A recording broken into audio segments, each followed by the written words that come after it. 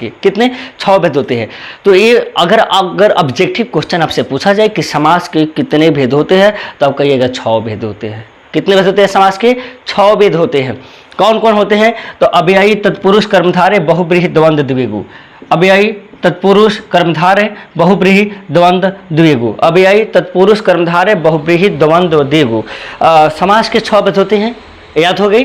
अव्ययी भाव समास, तत्पुरुष समास यहाँ लिखल है, 3 नंबर में कर्मधारय समास, 4 नंबर में बहुब्रीहि समास। हिंदी व्याकरण का एक टॉपिक है। इससे पहले हम पार्ट 26 तक पढ़ चुके हैं हिंदी व्याकरण में, सपा लाइन बाय लाइन हम पढ़ रहे हैं। अब 27 पढ़ना है, पार्ट 27। पार्ट 27 में एक टॉपिक पढ़ना हम लोग का समास के बारे में कि समास कहते किसे हैं। हिंदी व्याकरण का टॉपिक है, समास कहते किसे हैं, समास क्या होता है, कितने भेद होते हैं, और कैसे पहचानेंगे कि कौन कौन सा समास है। सबसे आसान ट्रिक मैं बताऊंगा। एग्जाम में सबसे ज़्यादा पूछे जाने वाला कोई टॉपिक होता है तो वो समास होता है, या मैट्रिक एग्जाम हो या 12th का एग्जाम हो, साइंस वाले के लिए हो, आर्ट्स वाले हो, साइंस वाले हो, कॉमर्स वाले हो, बायो वाले हो, जो भी हो, हिंदी तो हर विषय में है। इसलिए समास के टॉपिक को बेहतर समझते हैं और बेहतर तैयारी करके समझ लेते हैं कि जब भी एग्जाम में हम बता दें कि कौन समास है, ऐसे कौन सा समास होगा। तो ये सबसे पहले समय ना गवाते हुए हम जानते हैं कि समास कहते किसे हैं।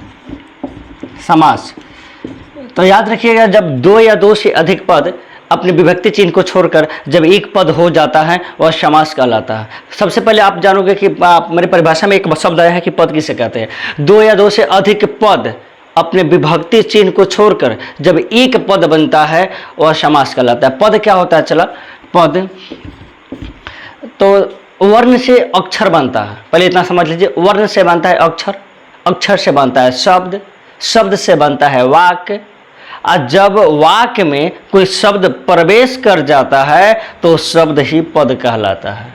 ठीक है, तो जैसा मान लेते हैं एक शब्द यहाँ राजा की कन्या, वाक्य है राजा की कन्या।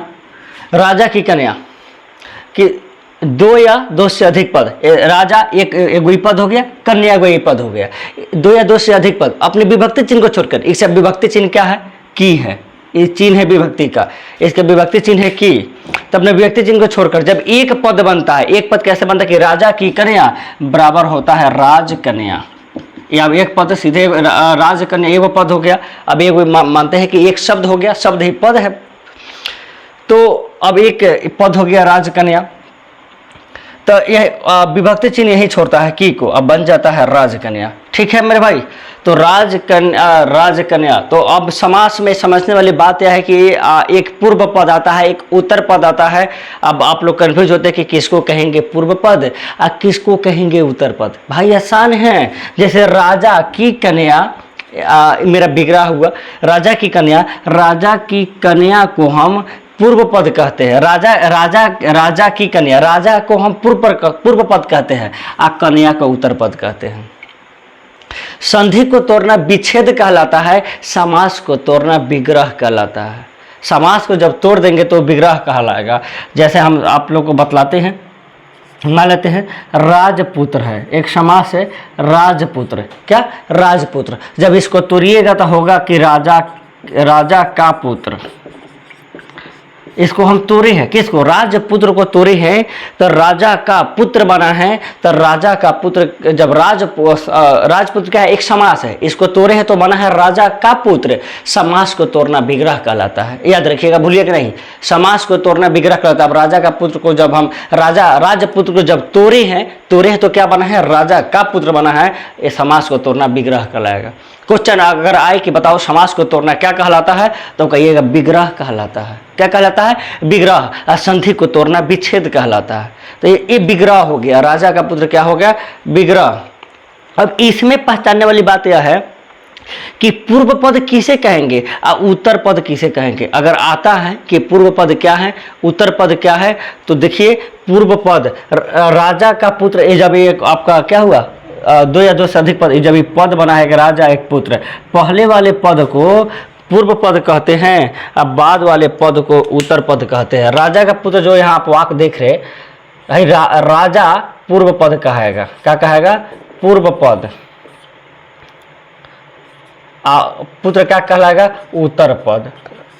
समास में दो पद भी होते हैं, पहले वाले पद को पूर्व पद कहते हैं और बाद वाले पद को उत्तर पद कहते हैं। हमें उम्मीद है कि अगर ऐसा क्वेश्चन अगर आपसे पूछा जाए कि पूर्व पद क्या है, उत्तर पद क्या है, तो कहिएगा समास को जब हम विग्रह करते हैं तो उसमें पहले वाले पद को पूर्व पद कह देते हैं। जैसे राजा का पुत्र तोरे है तो राजा पूर्व पद, आप पुत्र राजा पूर्व पद, आप पुत्र क्या? उत्तर पद। उसी प्रकार अगर आप तोड़ते हैं महात्मा महान है जो आत्मा, महान है जो आत्मा, तो उसमें भी पूर्व पद उत्तर पद जो भी अगर आप तोड़ रहे हैं, अगर आप तोड़ते हैं किसको? समास को आप तोड़ते हैं तो इसमें एक पूर्व पद होता है, एक उत्तर पद होता है। पहले वाला पूर्व पद और सबसे लास्ट वाला उत्तर पद कहलाता है। उदाहरण के तौर पर हम आप सब क्या बतला रहे हैं, जैसे चिरी मार अगर आ जाए, समास एक है जिसका नाम है चिरी मार, तो इसका अगर हम तोड़ेंगे तो समास को तोड़ना विग्रह कहलाएगा। तो चिरी मार को तोड़ेंगे तो चिड़ियों को मारने वाला इसका विग्रह होगा। चिड़ियों को मारने वाला, चिड़ियों को मारने वाला, चिड़िया पूर्व पद है और मारने वाला उत्तर पद है। अब समझ गए कि पूर्व पद क्या है, उत्तर पद क्या है, विग्रह क्या है। तो समास को तोड़ना विग्रह कहलाता है। और जब विग्रह होता है तो एक पहले वाला पद पूर्व पद होता है और बाद वाला पद उत्तर पद होता है। हमें उम्मीद है कि आप समझ गए कि समास को तोड़ना विग्रह कहलाता है, पूर्व पद क्या होता है, उत्तर पद क्या होता है। अब हम सब अभी जानने वाले हैं कि समास के कितने भेद होते हैं। ठीक है मेरे भाई, तो समास के कितने भेद होते हैं अब आप सब यहाँ देखिए। समास के भेद के बारे में बात करते हैं। समास को 6 भागों में बांटा गया है। संस्कृत में समास के हिंदी व्याकरण में समास के 6 भेद होते हैं। समास के कितने भेद होते हैं? 6 को भेद होते हैं। मान सेट कर लीजिए, सबसे पहले है अव्ययी भाव समास। सबसे पहला क्या होता है? अव्ययी भाव समास, अव्ययी भाव समास। दूसरा क्या है? तत्पुरुष समास, दूसरा तत्पुरुष समास। तीसरा कर्मधारय समास, तीसरा कर्मधारय समास। चौथा बहुव्रीहि समास, चौथा बहुव्रीहि समास। और पांचवा जो है द्वंद्व समास, द्वंद्व समास। और जो छठा है द्विगु समास। अव्ययी तत्पुरुष, अव्ययी तत्पुरुष कर्मधारय बहुव्रीहि द्वंद्व द्विगु। अव्ययी तत्पुरुष कर्मधारय बहुव्रीहि द्वंद्व द्विगु, ये 6 भेद होते हैं समास के। कितने? 6 भेद होते हैं। तो ये अगर ऑब्जेक्टिव क्वेश्चन आपसे पूछा जाए कि समास के कितने भेद होते हैं तो आप कहिएगा 6 भेद होते हैं। कितने भेद होते हैं समास के? 6 भेद होते हैं। कौन कौन होते हैं? तो अव्ययी तत्पुरुष कर्मधारय बहुव्रीहि द्वंद्व द्विगु, अव्ययी तत्पुरुष कर्मधारय बहुव्रीहि द्वंद्व द्विगु, अव्ययी तत्पुरुष कर्मधारय बहुव्रीहि द्वंद्व द्विगु। समास के 6 भेद होते हैं, याद हो गई। अव्ययी भाव समास, तत्पुरुष समास यहाँ लिखल है, 3 नंबर में कर्मधारय समास, 4 नंबर में बहुव्रीहि समास और 5 नंबर में द्वंद्व समास, 6 नंबर में द्विगु समास।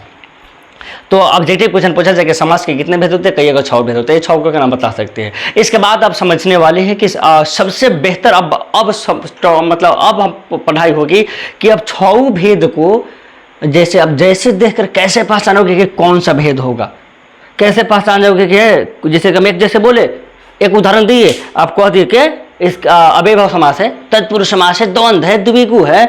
आपको अब पहचानने की बात है, तो आप कैसे पहचानोगे कि कौन समास है कौन? तो अब सबसे पहले हम अभी समझने वाले कि अगर अव्ययी भाव जो समास है कैसे पहचानेंगे, क्या पहचान है इसकी। हर कुछ का ट्रिक होता है और मैं ऐसा बतलाऊंगा, आपको हमेशा याद रहेगी। तो अब अव्ययी भाव समास को समझो कि अव्ययी भाव समास कहते किसे हैं, ऐसे तुम कैसे पहचानोगे देखकर कि ये अव्ययी भाव समास है। तो सबसे पहले हम जानेंगे आज अव्ययी भाव समास के बारे में। तो चलिए पढ़ते हैं अव्ययी भाव समास के। सबसे पहले 1 नंबर में क्या है पढ़ना है? अव्ययी भाव समास पढ़ना है और समझना है। कैसे पहचान जाओगे अव्ययी भाव समास? इसका परिभाषा सबसे आसान है। सबसे पहले थोड़ा सा परिभाषा पर ध्यान देते हैं, उसके बाद जैसे और पहचाने के ट्रिक पर ध्यान देते हैं। जिसका पहला पद अव्यय होता है उसे अव्ययी भाव समास कहते हैं। इसका नाम ही कथी है, इसका नमूना देखिए, लिखल है अव्ययी भाव। अव्ययी भाव क्या लिखल है? अव्ययी भाव। अव्ययी मतलब अव्यय, अव्यय मतलब अव्यय। अब आप हिंदी व्याकरण का एक टॉपिक अव्यय होता है कि अव्यय किसे कहते हैं। अव्यय के अव्यय ही अभिकारी, अव्यय को ही अभिकारी कहते हैं, अभिकारी को ही अव्यय कहते हैं। अव्यय के 4 भेद होते हैं, क्रिया विशेषण, समुच्चय बोधक, विस्मयादि बोधक, संबंध बोधक, ये 4 भेद होते हैं अव्यय के। अव्यय क्या है कि जो नहीं बदले, लिंग वचन पुरुष करण किसी भी प्रकार का बदलाव नहीं हो, उसे अव्यय कहते हैं। इससे पहले वाले वीडियो में जाकर देखिए, अव्यय हम बताए हैं, आप आसानी होगी, सबसे पहले आप समझोगे तब जब अव्यय के बारे में जानोगे। तो सब जिसका पहला पद अव्यय होता है उसे अव्ययी भाव समास कहते हैं।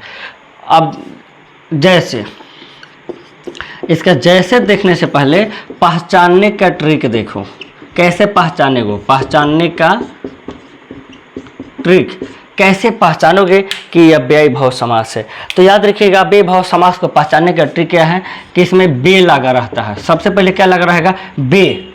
क्या अव्ययी भाव समास को पहचानने का सबसे पहला ट्रिक है, बे लगल होगा पहला ही, बे क्या लगल होगा, बे। दूसरी बात है ये था लगल होगा, इसमें पहला ही बे लगल होगा, ये था लगा होगा।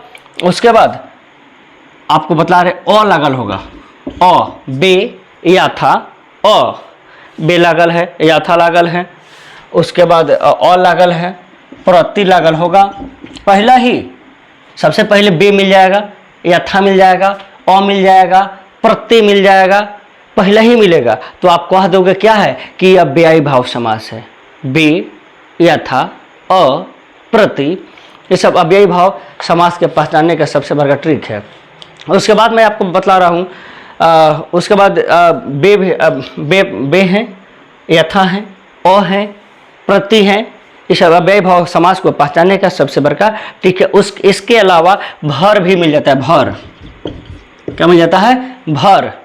भर अगर मिल जाए पहला ही किसी पद में, किसी शब्द में, तो आप कहिएगा वो अव्ययी भाव समास है। अब तक जैसे पर ध्यान देते हैं। सबसे पहले पहचानने का ट्रिक क्या है, अव्ययी भाव समास का सबसे पहले पहचानने का ट्रिक यह है कि जो इसका जैसे होगा ना, उस जैसे के शब्दवा में पहला ही ब लगल होगा, बे लगल होगा, यथा लगल होगा, अ लगल होगा, प्रति लगल होगा, भर लगल होगा, तो हम कह देंगे क्या है, अव्ययी भाव समास है। क्या है, अव्ययी भाव समास है। तो जैसे हम बतलाते हैं, जैसे देखिए, अब जैसे में देखिए, जैसे में अकारण, अकारण, इसका जैसे अब हम जैसे लिख रहे हैं, जैसे में देख लीजिए, अकारण, प्रतिदिन, प्रतिमास, सब में देखिए अकारण, आ गया पहला ही, प्रति है, प्रतिदिन, प्रतिमास, जैसे मिल रहा है बखूबी, बखूबी, बे या ब, बे या ब, तो बखूबी आ गया। उसके बाद बेरहम, बेरहम, बेरहम हो गया। उसके बाद बेकाम, क्या हो गया, बेकाम, बेरहम, प्रति, यहाँ क्या है, प्रतिमास है। प्रतिमास के बाद अब देखिए बखूबी, बखूबी हो जाएगा, बेरहम हो जाएगा, बेरहम, बेकाम,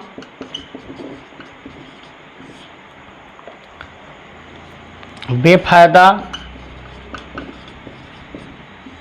ये सब क्या है, इसका जैसे है। देखिए कितना आसान है पहचानना। क्या एक बार और ध्यान दिला देते हैं आप सबको कि अव्ययी भाव समास के पहचान ट्रिक है कि बे लागल होगा, ब लागल होगा, यथा लागल होगा, अ लागल होगा, प्रति लागल होगा, भर लगा होगा। ये सब क्या है, पहचानने का ट्रिक है। समास के पहले ही शब्द में लगल होगा बे, ब, यथा, अ, प्रति, भर। तो जैसे अकारण है, एगो कारण शब्द है, पहले ही कथी लागल है, अ लागल है, पहले क्या लग गया, अ। अब ऐसा अकारण पूछेगा, अकारण कौन समास है, तो पहले ध्यान दीजिएगा पहचानने ट्रिक में कि अ पहले ही अ आ गया, अव्ययी भाव समास हो जाएगा। दूसरा देखिए प्रतिदिन, दिन ते शब्द है, पहले कथी आ गया, प्रति आ गया, ये अव्ययी भाव समास है, क्योंकि पहचान के ट्रिक में हम लिखा दिए हैं। उसके बाद देखिए प्रतिमास है, मास मतलब महीना, पहले कथी आ गया, प्रति अव्यय आ गया, प्रति आ गया, ये अव्ययी भाव समास हो जाएगा सीधे।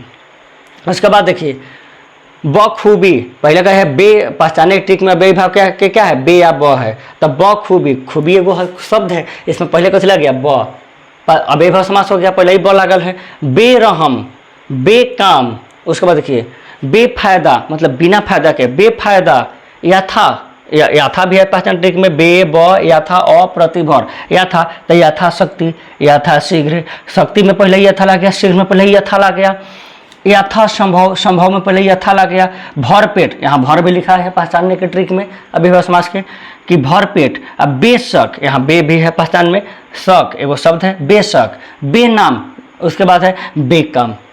अव्ययभाव समास पहचानने का सबसे आसान तरीका है कि पहले ही बे लागल होगा या ब लागल होगा, यथा लागल होगा, अ लागल होगा, प्रति या भर लागल होगा, तो हम कह देंगे कथी है, अव्ययभाव समास है। तो जितना भी है यहाँ लिखा गया है ये कथी है, इस समास है। इसको जब तोड़ना क्या कहलाता है, विग्रह कहलाता है। इसको तोड़ना विग्रह, समास को तोड़ना विग्रह कहलाता है। अगर आप अकारण को तोड़िएगा तो विग्रह कहलाएगा। तो आकारण कैसे टूटेगा, बिना कारण के, इसका विग्रह होगा। बखूबी के प्रतिदिन का विग्रह क्या होगा, हर दिन, प्रति मतलब हर, प्रत्येक, हर दिन, प्रति मास, हर मास, इसका विग्रह होगा। मतलब हम विग्रह कर रहे हैं, तोड़ रहे हैं इसको। बखूबी, बिना खूबी के, इसका विग्रह होगा बिना खूबी के, बखूबी का। बेरहम, बिना रहम के, हम इसका विग्रह होगा। इसको हम तोड़ रहे हैं, तोड़ रहा विग्रह कहलाता है। बेकाम, इसका अर्थ क्या होता है, बिना काम के, बिना काम का क्या हो गया, विग्रह हो गया। उसके बाद बेफायदा, इसका विग्रह होगा बिना फायदा के। यथाशक्ति, जितनी शक्ति हो, इसका अर्थ हो जाएगा क्या हो जाएगा, विग्रह हो जाएगा। यथाशीघ्र, जितना शीघ्र हो, मतलब जितनी जल्दी हो। उसके बाद देखो मेरे भाई क्या है कि यथासंभव, जितना संभव हो। भर पेट, मतलब भर पेट, पूरा पूरा पेट, मतलब पूरा भर के हम खाना खा रहे हैं, भर पेट का अर्थ हो जाएगा। बेशक, बिना शक के। बेनाम, बिना नाम के। बेकाम, बिना काम के। हमें उम्मीद है कि आप सबसे बेहतर इस बात को समझे होंगे। अब अव्ययीभाव समास आपके सामने आ जाए, सीधे देखते आप कह दीजिएगा कि अव्ययीभाव समास है। अब आप लोगों को समझना है तत्पुरुष समास किसे कहते हैं, जो इससे पाठ हम 28 में लेकर आएंगे। जब तक जय हिंद, जय भारत।